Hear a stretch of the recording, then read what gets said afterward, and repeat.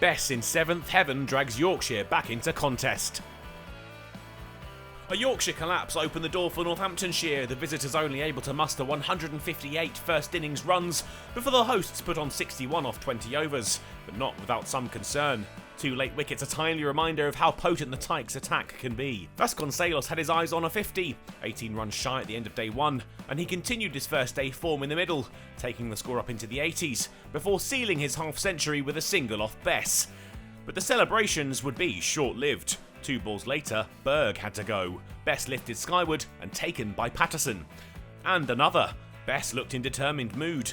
Thurston caught behind, and Northamptonshire 4 down and threatening to wobble a little.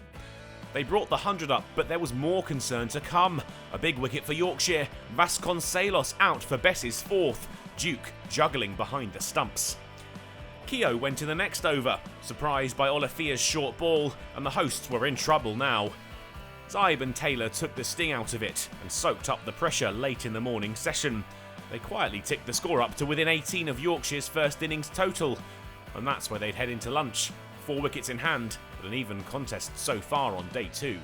Bess wasn't going to be denied his fifer though. The spinner continued his great form so far in the match. Zybe, his next victim, out LBW for 11. But he wasn't done there. Northamptonshire limped their way to 150. Yorkshire's total now just 8 runs away, but Bess had his 6th. Parnell out for a duck, and Northamptonshire crumbling. Sanderson and Taylor made sure that their side would eclipse the Yorkshire total and turn their deficit into a lead. But the England spinner wasn't going to let them get too far. With Proctor absent due to personal reasons, the innings was at an end when Sanderson was caught at slip. Northamptonshire all out for 170, and Yorkshire had fought their way back into the game.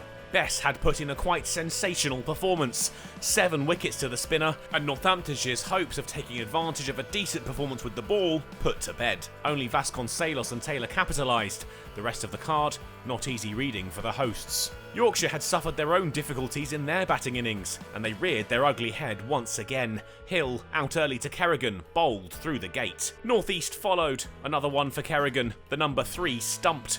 And Lythe wouldn't be far behind. A great catch from Vasconcelos seeing the back of him. Yorkshire rocking. Balance and Brook held firm. They ticked their side past 50 runs before tea, reaching the interval at 55 for 3. Kerrigan was back with another after the break. A 3rd for the spinner who looked to be following in Bess's footsteps. Balance out, LBW. That brought Bess to the crease. Could he impress with the bat as well as the ball? He and Brook took Yorkshire to 3 figures, the lead knocking on 90 in the process. But Bess couldn't get further than 10 runs before he was wrapped on the pads by Parnell and had to go. Brook though was looking like Yorkshire's big hope, the light beginning to fade, but the number 5 was untroubled and picked up his 50 with a well-run 3 off Sanderson. The Yorkshire lead now over 100 runs and growing with every moment. He'd lose another partner before the end of the day though, Duke the next man to go, Kerrigan with 4 when he beat the keeper's defences.